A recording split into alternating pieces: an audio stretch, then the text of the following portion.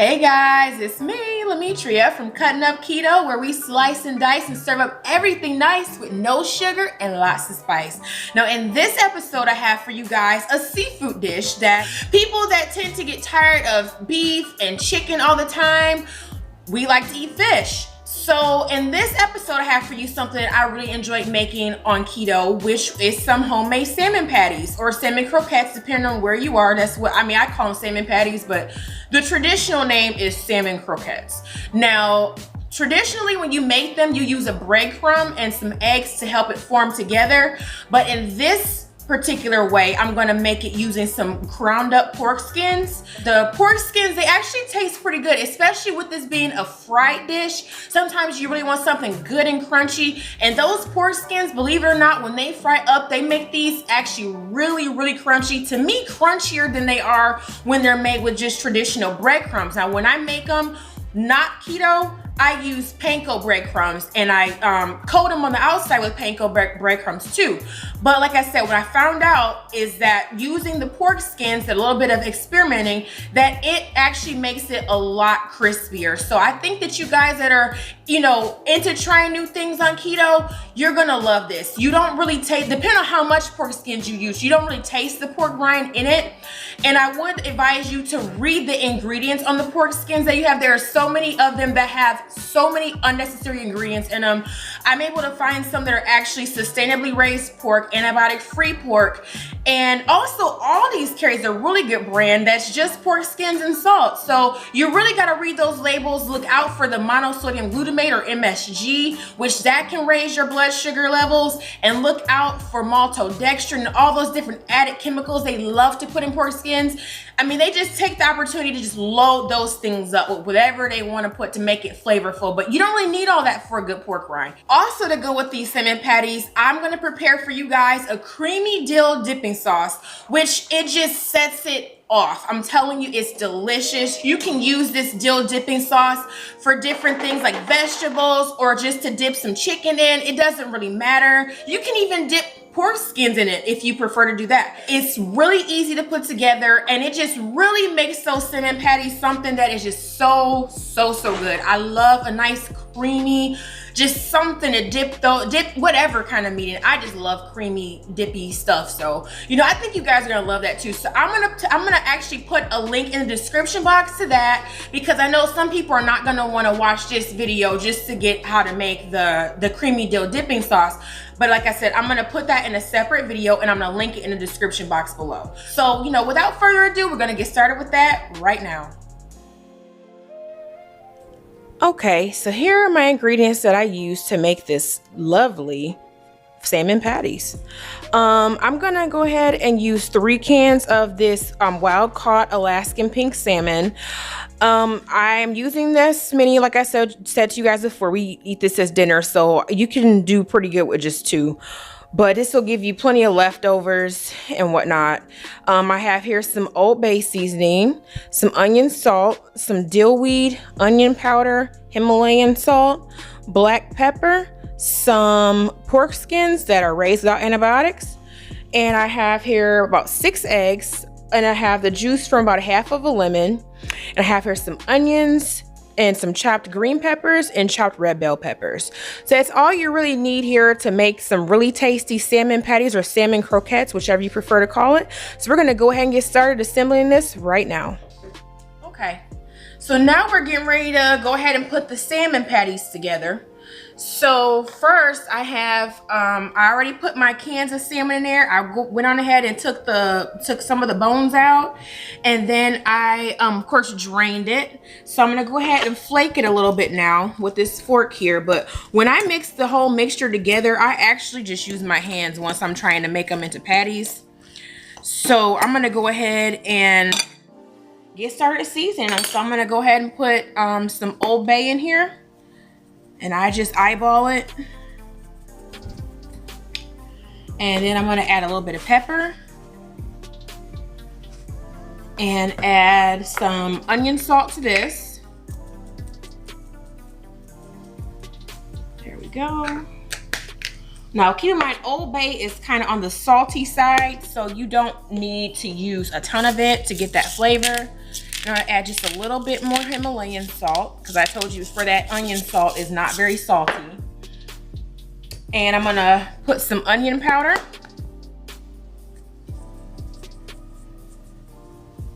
And I'm gonna add some garlic powder. And then finally, I'm gonna add some dill. Okay, it doesn't really matter that that's like a glob of garlic because I'm gonna mix it all up. And then I'm gonna add some of this chopped dill weed. I'm gonna go ahead and just pour it in because you want it to have a nice flavor. Now, let me take off my rings because I'm gonna have to go ahead and really mix this stuff up. But for right now, I'm just gonna stick to stirring it up. Get it good and mixed up. And then we're gonna add the pork skins that I put inside a Ziploc bag and crush those up really well.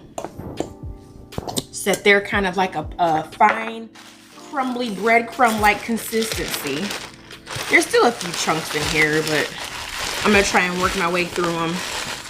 But you can see the texture though, that there's still a few big chunks, but you can see the texture of it. So I'm gonna go ahead and give it one more big pound with the onion powder here and hope to get out some of those big chunks.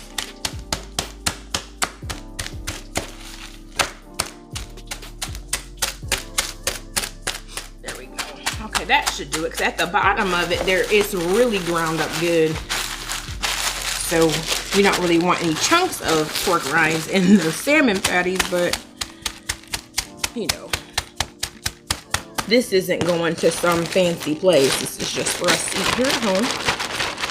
There we go, that's mixed up really good. Now see that? That looks good. So I'm gonna go ahead and add my vegetables to the mixture. So I'm gonna add what is roughly a quarter of a red bell pepper. And then I'm gonna add to that a quarter of an onion. And that right there is just a yellow onion chopped up. And I'm gonna add some green bell peppers to that. And then to that, I'm gonna add the juice from half of a lemon.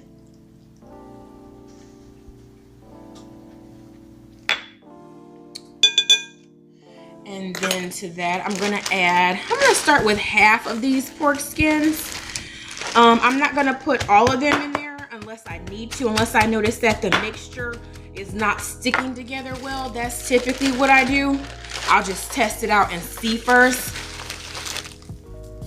See how those look just like breadcrumbs. It's amazing. Really good substitutes. These work great in meatballs or meatloaves, and eventually I'll get to making that stuff on the show too, but we're gonna go ahead and crack these eggs. So I'm gonna start off with, we're gonna start with 4 eggs, and then we're just gonna test the mixture and see.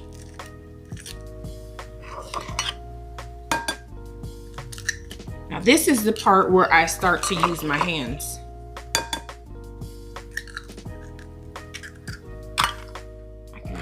Stir up a little bit. You can actually combine your eggs first.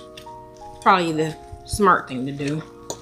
But you can, I'll go ahead and stir it up, and then after I give it a good stir, then I'll go ahead and use my hands to get in there good and mash out some of these big chunks.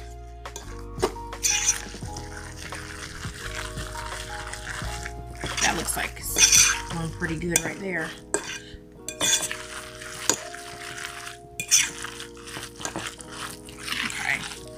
Pretty good. Now I'm gonna go ahead and add a little bit more seasoning to it. I'm gonna just add some more Old Bay to it because that's kind of a really an all-around seasoning. And then I can easily just look at the texture of it and see if it's gonna stick together. That looks pretty good. Now, obviously, it's not gonna be that tiny, but you can get an idea of if your patty is gonna stick together or not to be fried up. So let's see, let me test out one that's reasonable size. Try and roll it into a little ball and see. That actually looks like it's gonna stick pretty good. That looks really good.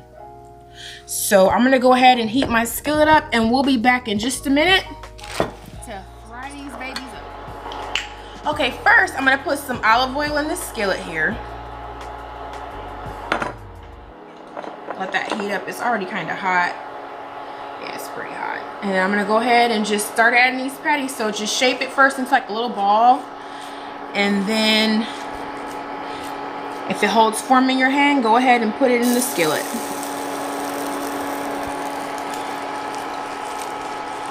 Let's see here. And this is also a really my favorite skillet to saute and fry in and bake. Like I baked the quiche in that. And this is a really nice Lodge cast iron skillet. It gives a really nice browning to whatever it is you're trying to fry. I'm gonna go ahead and put a link in the description box for this Lodge cast iron skillet, for those of you that are interested. I really got into cast iron probably about 6 years ago. And I just really enjoy that it's, you know, a more natural way to cook, and these skillets, they last forever. I get so sick and tired of replacing my non-stick skillets, and so that's what kind of naturally just led me to cast iron. And you know, you can pass these down. A lot of people have had cast iron passed down through generations, and I just said always, you know, I wanted to pass this down to my kids. So I got quite a little collection. In my nice blue enamel cast iron skillet or pot, Dutch oven or whatever it's called, was a Mother's Day gift from my husband this year. He usually buys me cast iron for presents, so it's kind of sweet. And my mom, she got me started with a nice little setup too, so I have to thank her too for getting me a nice cast iron arsenal to cook with. There we go. So that skillet is full, and we're gonna let these cook up, and I'm gonna come back in a minute and flip them over when they're nice and brown. Okay, so I flipped over this one. So I'm gonna go ahead and flip this one over. The one in the center cooks fastest, obviously, but I'm gonna try and flip them over. You really gotta be careful though, because if they're not ready, they'll fall apart. Like these right here, they're only kind of cooked a little bit. They're like cooked half and half, the ones that are closest to the center. So I'm gonna try and move them in a little bit, but let's see here.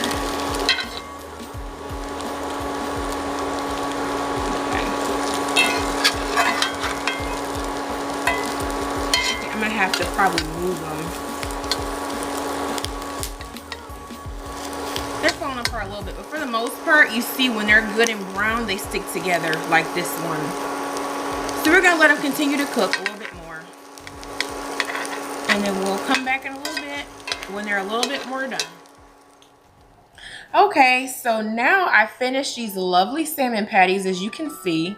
And so I actually finished roasting the broccoli and the cauliflower with it to go together. And I put a little bit of that creamy dill dipping sauce on top. So I'm gonna go ahead and give these a try right now and see how they taste.